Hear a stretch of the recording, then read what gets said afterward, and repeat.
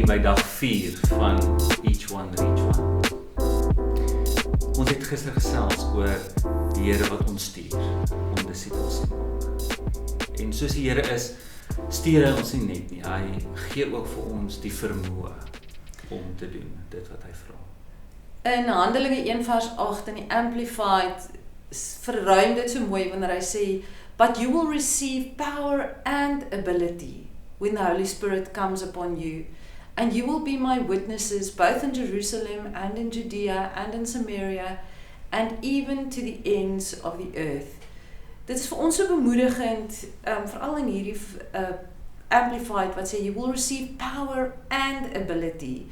Wanneer ons lewe vir die Here gee en ons die Heilige Gees ontvang, kry ons die vermoë om gehoorsaam te wees aan hierdie opdrag om mense disippels te maak. En vir ons was dit deur ons hele lewe lank nog so spesiaal en opwindend om te sien hoe die Here in ons gewone alledaagse mense se lewe kan werk. Ons is nie voltyds in bediening nie, ons is nog altyd tentmakers. En as ek dink deur ons hele lewe, toe ons pas klaar gestudeer het, toe ons in Londen was in ons tyd, die eerste paar jaar nadat ons klaar gestudeer het, was ons aktief betrokke by die ESO gemeente en daar het ons verskriklik baie huweliksvoorbereiding gedoen. Ja, en ons wou nog al die jare na ons aanvanklike studente uitreik na Thailand toe, wou ons voltyds in die bediening wees en die Here het toegelaat dat daar net nie deure oopgaan daarvoor nie. En ten spyte van daarvan kon ons, waar ons was op daai spesifieke stadium, gebruik word deur die Here. Ja, toe ons terugkom van Engeland af, toe was daar 'n seisoen van klein kindertjies by die huis. En toe was daar weer ander geleenthede om mense te bereik. Ek het die voorreg gehad om by die huis te wees op daai stadium en in my leefwêreld, die mense wat ek kon bereik op daai stadium, was huishulpe en tuinhulpe. Want ek was by die huis en dis die mense in my omgewing gewees, so toe het ons in die omgewing waar ons was, eenmal 'n week al die huishulpe en tuinhulpe bymekaar gemaak en ons het verskriklik lekker saam gesing en Bybel gelees en Bybelstudie gehou elke week en dit was op daai stadium 'n geleentheid om uit te reik toe die kinders klein was. Om ook dan in meer mense se lewe 'n verskil te kan maak.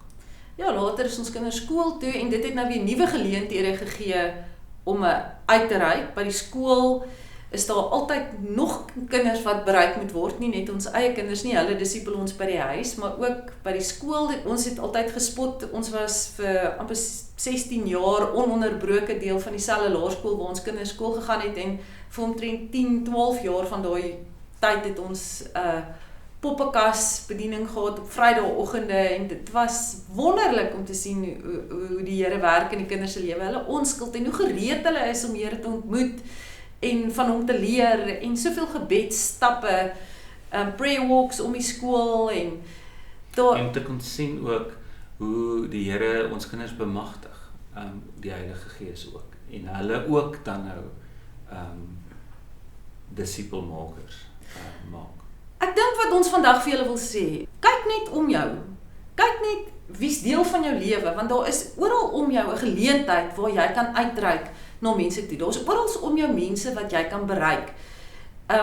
Partykeer is daar geleenthede wat dit maklik is om net sommer in te skakel. Dit is natuurlik die maklikste as daar bestaande projek is om net jou energie en jou tyd daarby in te sit. Byvoorbeeld was daar 'n kinderhuis in ons omgewing van die kerk. Dit was 'n maklike plek om by betrokke te raak want die kinderhuis is klaar daar. Ons kon net eenmal 'n maand so toe gaan en saam met die kinders tafeltennis speel en saam met hulle braai en sing en kuier. Dis 'n maklike plek om by in te skakel en daar's baie projekte, maar partykeer moet jy self inisiatief neem en 'n projek begin as daar nie 'n bediening reeds bestaan nie en dit is so opwindend om die Here te vertrou want hy sê vir ons hier in Handelinge 1 vers 8, but you will receive power and ability.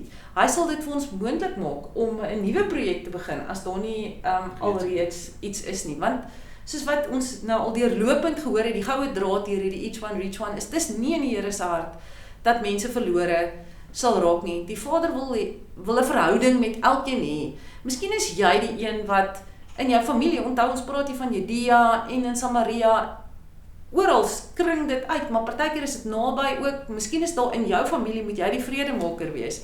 Miskien moet jy die een wees wat die familie bymekaar bring om verhoudinge te herstel en mense weer heen te wys na die Here toe.